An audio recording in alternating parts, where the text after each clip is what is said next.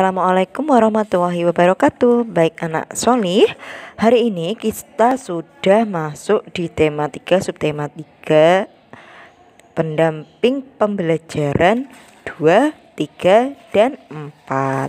Nah, di sini kita akan menuliskan informasi tentang perubahan wujud benda.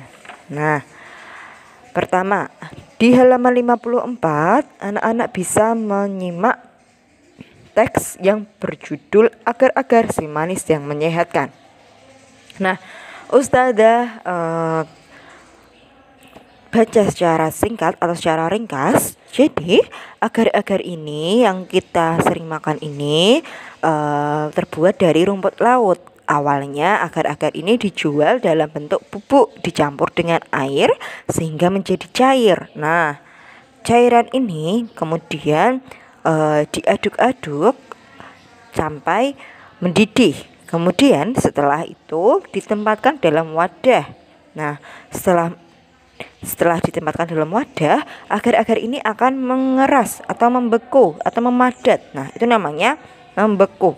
Nah, menjadi bahan padat yang kenyal-kenyal itu loh. Nah, kemudian agar-agar ini baru kita makan. Nah, jadi agar-agar ini merupakan salah satu proses perubahan wujud benda membeku.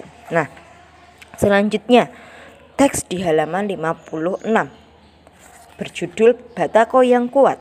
Ustazah akan ringkas sedikit ceritanya. Nah, batako ini cara pembuatannya itu kita dapat lakukan dengan proses menguap. Nah, batako ini jenis bata yang proses pengolahannya itu berbeda dengan batu bata merah yang biasa kita lihat saat kita membangun rumah atau membangun sekolah dan sebagainya. Nah, jika bata merah itu diolah dengan cara dibakar, batako itu dijemur. Batako itu terbuat dari campuran semen dan pasir kasar yang dicetak padat menggunakan mesin. Semen dan pasir kasar dicampur air dan dicetak. Setelah itu, batako yang basah ini kemudian dijemur sampai kering. Batako yang dijemur akan menjadi kering dan airnya itu menguap karena terpapar sinar matahari. Nah, air dalam batako yang sedikit demi sedikit menghilang menjadikan batako menjadi benda yang keras. Nah, batako yang keras ini, yang kering ini kemudian bisa digunakan sebagai bahan bangunan. Nah, itu salah satu proses wujud benda secara menguap. Selanjutnya, bacaan di halaman 59. Nah, berjudul mengembun. Nah, embun biasa kita temukan di pagi hari. Nah, jadi prosesnya itu saat malam hari uap itu terjadi di luar sana, di lingkungan rumput, kemudian di kebun kita dan sebagainya. Kalau di rumah kan nggak terasa ya kita mengalami uap yang menjadi embun air nanti. Nah, air itu kemudian yang terdapat pada daun-daun di luar rumah kemudian kita bisa temukan atau kita bisa lihat pada pagi hari. Kenapa daun-daun itu basah padahal tidak hujan? Nah, ketika kita melihat tanah, rumput dan daun basah ini, air yang basah lingkungan sekitar kita itu adalah hasil uap yang semalaman mengembun. Jadi ada proses penguapan selama semalam.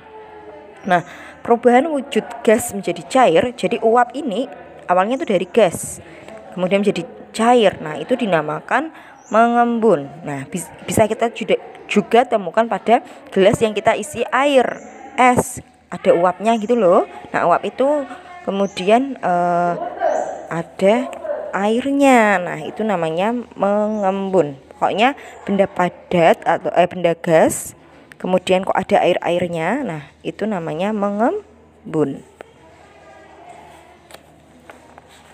Bisa ya. Nah, selanjutnya ada perubahan wujud benda lagi di halaman 61. Nah, di halaman 61 ini ada proses menyublim. menyublim ini kita bisa mengamati pada kapur barus atau camper. Nah, camper ya namanya. Nah, itu biasanya kita temukan di almari baju kita yang tadinya kapur barusnya itu utuh kemudian habis. Nah, itu namanya menyublim.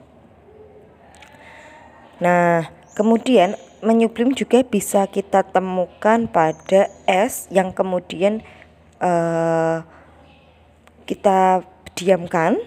Nah, kemudian menjadi kecil atau habis. Nah, itu namanya menyublim. Semoga anak-anak bisa membedakan perubahan wujud benda pada benda-benda di sekitar kita ya. Nah, silahkan kalian amati benda-benda di sekitar. Misalkan kayak es krim. Es krim itu berarti prosesnya tuh apa? Dari cair menjadi padat berarti apa? Nah, berarti itu membeku, menguap, mencair atau mengembun. Nah, itu bisa diamati sendiri. Nah, silahkan diingat-ingat perbedaannya, kemudian kerjakan tugasnya. Terima kasih. Wassalamualaikum warahmatullahi wabarakatuh.